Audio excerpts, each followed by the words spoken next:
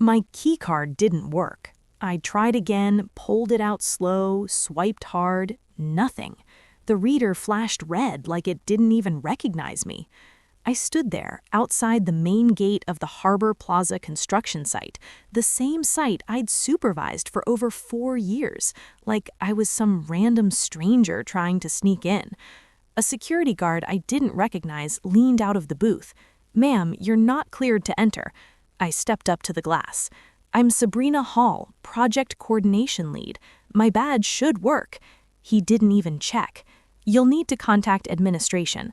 I've been told not to allow access." I blinked. Told by who? "Admin, you'll need to step back, please." The way he said it, flat, practiced, told me everything. No apology, no confusion. He was waiting for me. "Before we go on, tell us where you're watching from." I backed off slowly, heat rising in my face. My hands were already balling up, but I didn't give him the satisfaction.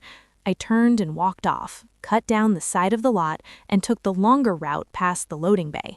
The side delivery gates still had the keypad. They hadn't changed the code.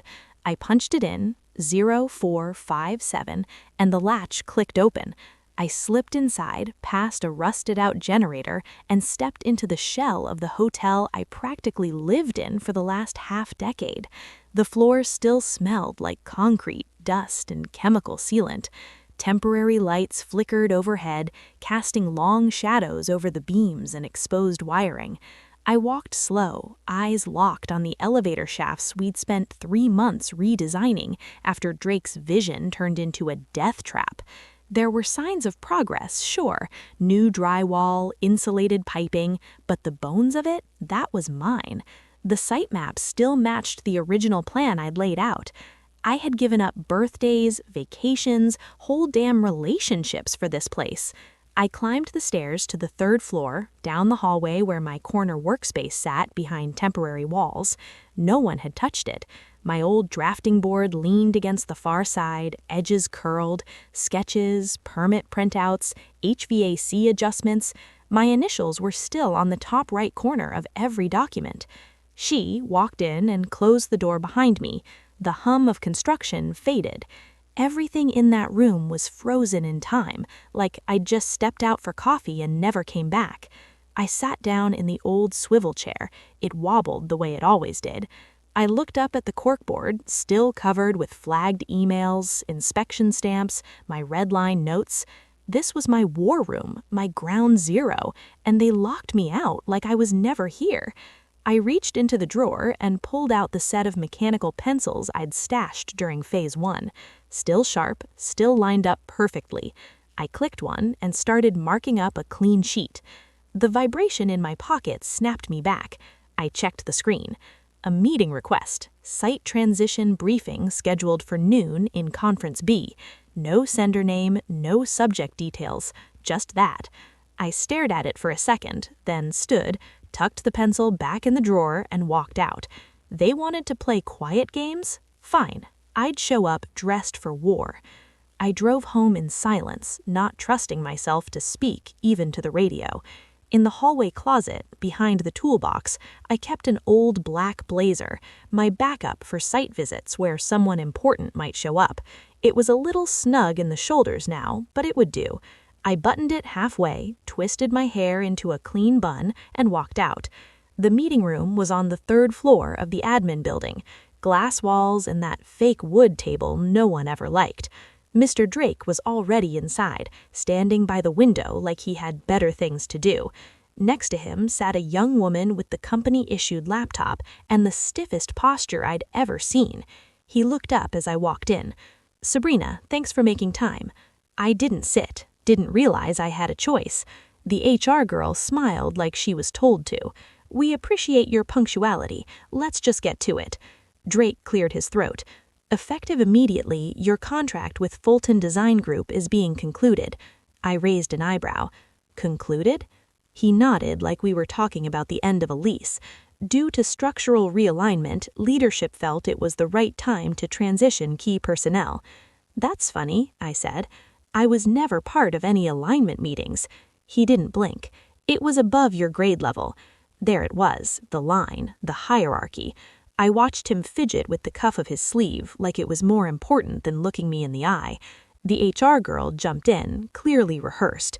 This decision was not performance-based. We're offering you a standard separation package and you'll retain health benefits through the end of the month. Drake leaned against the table like he was leveling with me. I know this is unexpected, but try to view it as an opportunity. You've done valuable work here that doesn't go unnoticed. My jaw locked. You're right, it doesn't. Look, Sabrina, he said, suddenly trying the soft approach. These transitions, there's always a bigger picture. I'd encourage you to take this time to reflect. Reflect?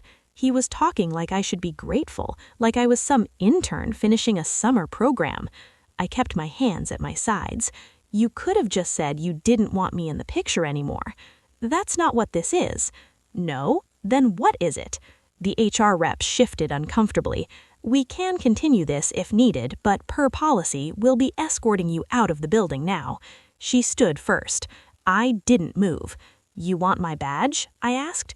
Drake looked like he was hoping to avoid that part. It's already been deactivated. I let that land in the silence. Then I pulled it off anyway and dropped it on the table. The HR rep opened the door, clearly waiting. We'll walk down together. She kept a full step ahead the entire time, never turning around. Not even when we passed the receptionist, I'd trained myself. I didn't say a word, didn't cause a scene, but I made damn sure everyone I passed saw my face. I wasn't hiding, I wasn't broken. I stepped outside, the sun hitting my face like a spotlight. I didn't look back. I pulled out my phone and started walking. I got home, dropped my keys, and locked the door behind me. No pacing, no panicking. I walked straight to the hallway closet and pulled out the fireproof filing cabinet I hadn't touched in over a year. Third drawer down, stuck a little at the top as always, I yanked it hard. It slid open with that dry metal scrape. Drafts, copies, receipts, and near the back in a manila folder with no label, the originals. My hands were steady. I took the folder and the black laptop I kept in a separate lockbox. No stickers, no brand, wiped clean every 6 months. I carried everything to the kitchen table, sat down, flipped open the lid. The boot-up screen was plain white, no logos. But the moment it loaded, the dashboard I'd built myself blinked to life. Framework Core Struct version 6.1. Mine. Not Fulton Design Group's. Not Drake's. Mine. I pulled the license binder from the folder and laid it flat. It was all there. The signature, the registration stamp, the LLC header. Holt Planning Solutions. Established 2017. I clicked through the software's admin panel and opened the current active license. Entity license, Fulton Design Group. Status, conditional. Bound to active employment of developer Schult. Their access lived and died by my contract. They fired me. No notice, no transfer agreement, no renegotiation, not even a damn courtesy email. They were in breach. I opened a new document and started drafting the formal termination notice. Not an email, an official revocation. It had legal teeth and timestamps, and I wasn't leaving a single hole for them to crawl through. As of date, due to the involuntary termination of Sabrina Holt from Fulton Design Group without renegotiation of the core license agreement, all usage rights are hereby withdrawn. I kept going, clause by clause. Section 3 detailed dependency cutoffs. Section 5 listed system impacts. Section 7 warned against unauthorized source replication.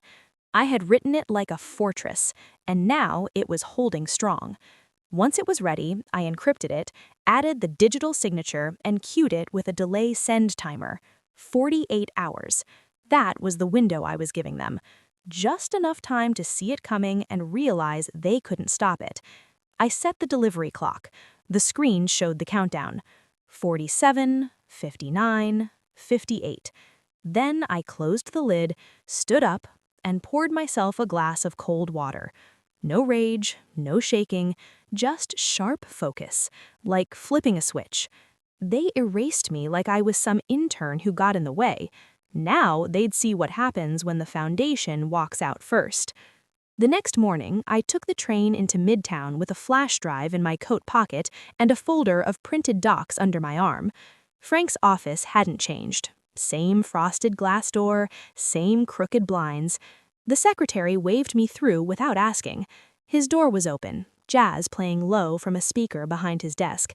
He looked up from a thick manila file and grinned. "Haven't seen that look since you walked in here at 28 with a Red Bull and a business plan." "Guess what's back?" I said, setting the folder on his desk. He sat up straighter. "Let's see it." We went line by line. License clause, ownership terms, conditional use, breach protocol. Frank wore his reading glasses halfway down his nose, eyes flicking across the text like he was waiting for a crack to show up. After 20 minutes, he leaned back and gave a low whistle. "You really wrote this yourself?" "Mostly. You cleaned up the legalese." "Well, you had the bones, right? Hell of a skeleton, too." I handed him my laptop. "Now check this." I pulled up the security logs, time-stamped access denials from the main gate, then the HR footage, Drake's face, the phrase, "Your contract is being concluded," all wrapped into one tight folder labeled Termination Evidence. Frank's smile disappeared. "They cut you loose without even blinking. Didn't even ask about the license." He clicked through each file, nodding slow. "They're cooked. You warned them in the original agreement. Terminate you, terminate access. Still valid?" "Still valid," he said, tapping the signature page. "They treated your employment like you were a plug-and-play contractor. But this," he lifted the license, "this is ownership. This is binding." I opened the encryption app and hovered over the send button. "You're sure?" he asked. "They walked me out like a temp. I'm done asking." Frank raised his mug of mint tea. "You just pulled the pin." I clicked send. By 10:30 the next morning, the email hit. Subject, urgent license termination notice. Core struck from Whole Planning Solutions to Fulton Design Group Executive Admin. I wasn't there to see it land in Drake's inbox, but Frank was CC's legal rep on record. He called me 2 minutes later and said, "They opened it in under 10 seconds. Drake must have been sitting right at his desk, probably skimming over his morning notes halfway through his first espresso shot when he saw my name in the footer and froze. He read it 3 times, then slammed the email forward to IT, legal, and systems with one line. "Who the hell is S. Holt and what is Holt Planning Solutions?" 10 minutes later, a junior analyst, kid named Trent from the data team, sent the message that started the fire. Holt Planning Solutions was Sabrina Holt's LLC. Her full name used to be Sabrina Lynn Holt, dropped her last name after her father died, per HR file. After that, everything went sideways. Drake's office door slammed shut, the blinds snapped closed. People started getting pulled into calls with no calendar invites. Some of them I knew, some of them had ignored my emails for months. Now they were wide awake.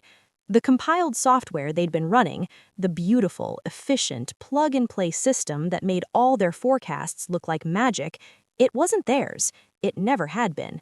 They had been licensing a shell of it.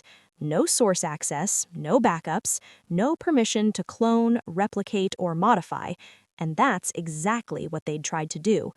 I'd seen the devlogs. They poked around the back end last quarter, quietly, without asking.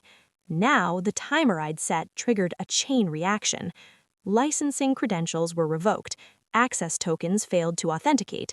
The system didn't crash. It simply disconnected. Like a light switch flipped the wrong way. One by one. The departments started calling each other. The structural team couldn't open the load balancing overlays. Permitting couldn't pull the pre-formatted city code checklists. Material planning lost visibility into long-term delivery forecasts. Field coordination couldn't run sync reports for subcontractors. Then came the error reports. Hundreds. Framework instance expired. License breach. Component module unavailable. No primary access. City Connect integration disabled. Developer authorization required. Drake ordered a stopgap rebuild of the system. It tried, but they didn't have the architecture files. They never did. All they ever had was the product. not the blueprints, not the logic layers underneath. He barked orders like that would fix it. One guy quit mid-shift after shouting down a manager in the hallway. Word spread across the 6th floor like a chemical leak. They had tied everything, every projection, every permit, every vendor link to something they didn't own, me. By lunchtime, Drake was calling contacts in the dev team, asking for a meeting with the original creator. He knew damn well who that was. I let his email sit for an hour before I opened it. Subject, urgent discussion. Request, Sabrina. I believe there's been a misunderstanding regarding the CoreStruck platform. We'd like to formally re-engage with you on a consulting basis to ensure project continuity. A competitive compensation package is on the table. Let's find a way to move forward. M. Drake, competitive compensation. Like I could be bought back with a signing bonus and a nicer parking spot. I forwarded the message to Frank with one line. They still don't get it. Frank didn't even respond to the email. He just sent back a thumbs-up emoji. The only time I've ever let one slide. By the next morning, the warning lights had turned into full alarms. I was sitting in my apartment, tea in one hand, laptop open, watching system logs update in real time. Everything I set in motion was unfolding exactly as planned. At 7:14 a.m., the first report came in. Subsystem plumbing, missing file bath /pi_waterline/V4. That one would have nuked the water pressure plan for the West Tower. 15 minutes later, HVAC runtime config mismatch. No input source. Gone. Their specs for floor-by-floor venting just defaulted to baseline values. Basically useless. Then the worst one hit. Elevator shaft 2, mechanical schematic not found. That's not a glitch, that's a liability. You wire an elevator wrong and someone dies. Field foreman must have hit the roof. He called the office direct, yelling about how nothing on his tablet matched the latest layouts. The models weren't syncing. Inspectors were due in 2 days. They were about to stamp permits using dead data. It tried to run a rollback. Too late. They forgot one thing. I'd shut off the mirror servers when I left. That wasn't just license protocol, it was the last string holding their backups together. They didn't just lose access, they lost the map to their own building. Around 10 a.m. I saw it. Their server pinged mine 3 times, 3 failed attempts to handshake the old port. Their engineers were trying to reverse engineer the rebuild from cached versions. Not happening. The compiled modules were encrypted and they never had the raw framework. That was the whole deal. They'd never paid for it, never asked, never cared, and now they were stuck. I got a call from an old contact in contracts, guy I used to grab lunch with. He didn't sound panicked, just tired. Sabrina, he said, Drake wants to know if you'd be willing to sit down. No strings, just talk. I got his email, I said. Tell him to read it again. There was a pause. You're really not coming back. I was never there in the first place. He made sure of that. He didn't argue, he just sighed and said, Can't say I blame you. Meanwhile, Drake was scrambling. He started calling project leads, offering double time to rebuild using old templates. Problem was, those templates were half dependent on scripts they didn't own. By noon, I got a second email, this one longer.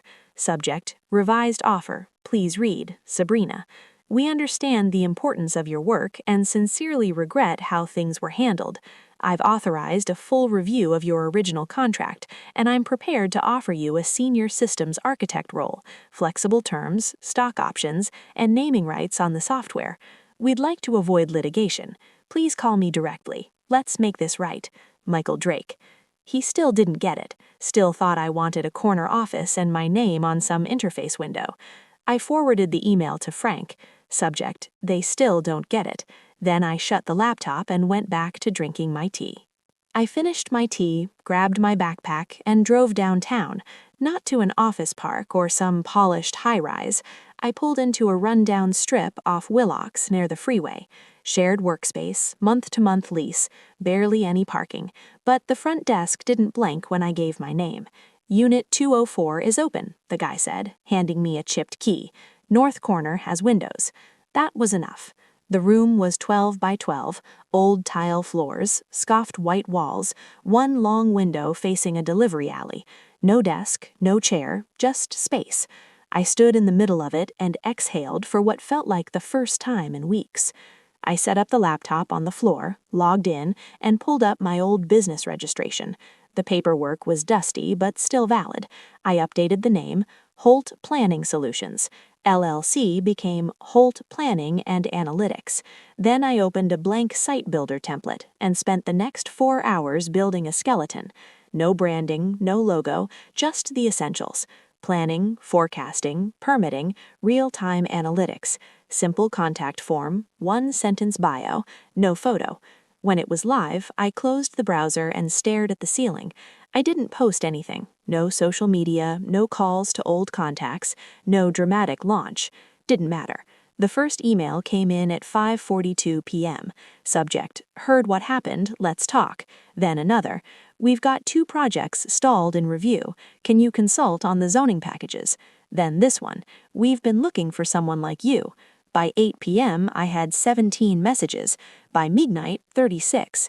City planners, junior architects, a couple of rival firms I'd fought with over bids, now asking if I was open to subcontracting. Not a single one from Fulton. I pulled out a chair from the storage closet down the hall and sat with my laptop balanced on my knees, inbox still ticking up. I wasn't smiling out of pettiness. I didn't care about getting back at Drake or watching the company squirm anymore. That part was done. This felt different. My name wasn't in a footer anymore. It wasn't buried in metadata or listed third behind someone else's initials. It was front and center. Whole planning analytics. I reached down, opened a fresh doc, and started sketching out service tiers. No one was going to overlook me again. The next morning, my inbox was already full before I even got out of bed. Site delays, permitting consults, 2 requests from firms I'd never heard of in Chicago and Dallas. I barely had time to open them before a push notification popped up on my phone. Construction World Daily. Fulton Design faces major internal shakeup after software fallout. I tapped it. Front page. Sources close to the situation report that Chief Architect Michael Drake has been removed from his role following a board-level review of the company's recent technology crisis. Multiple client deadlines have been missed due to system outages and license violations tied to the now terminated Core Struck platform. I scrolled. They tried to make it sound clean, professional, like this was just some routine restructuring, but buried halfway down was the line that hit the hardest. Drake failed to secure legal ownership of the internal platform developed independently by a former employee before integrating it into core operations. That was it. No name, just former employee. The board hadn't cared while the tools worked, they only noticed when everything broke, and when it did, they needed a throat to grab. His. I pictured him sitting in that glossy boardroom on the top floor across from a table full of people in suits who'd never once stepped foot on the construction site, trying to explain how the system that ran their entire development pipeline was licensed through a woman he couldn't even be bothered to look in the eye during her termination meeting. I imagined the excuses. She never told us. It was just a support tool. We assumed we had the rights. Didn't matter. He hadn't credited me, he hadn't asked questions, and he sure as hell hadn't read the contract. They cut him loose before lunch. I clicked over to the company site. His name was gone, replaced by a generic statement. Effective immediately, the role of chief architect will be held on an interim basis by internal leadership. That was it. No farewell, no thanks, just erased the way he tried to erase me. I sat still for a minute, letting the screen glow in my lap. No smile, no toast. I closed the tab and reopened my calendar. I had a meeting in 20 minutes with a regional developer out of Sacramento and a zoning consultant in Tucson. Right after that, there was work to do. The elevator doors opened on the 4th floor with a soft ding. I stepped out, walked down the hallway past 3 closed offices, and stopped at the last corner unit. The sunlight hit just right through the tall window next to it. Bright, clean, quiet. there it was, printed on the frosted glass in bold black letters. Halt Planning and Analytics. No badge reader, no gate, no one stopping me at the front desk or pretending to not know my name. I unlocked the door and pushed it open. The space wasn't fancy: secondhand furniture, light scuffs on the floor, a small kitchenette with a microwave that rattled when it ran. But it was mine. One big whiteboard covered the right wall, still blank. Desk by the window, a shelf already filling with permit guides, zoning maps, and client folders. My backpack leaned against the file cabinet, laptop charger still plugged in from yesterday. I set my tea down, walked to the center of the room, and looked around. No noise, no pressure, no one waiting for me to prove I belonged. This wasn't a borrowed seat at someone else's table.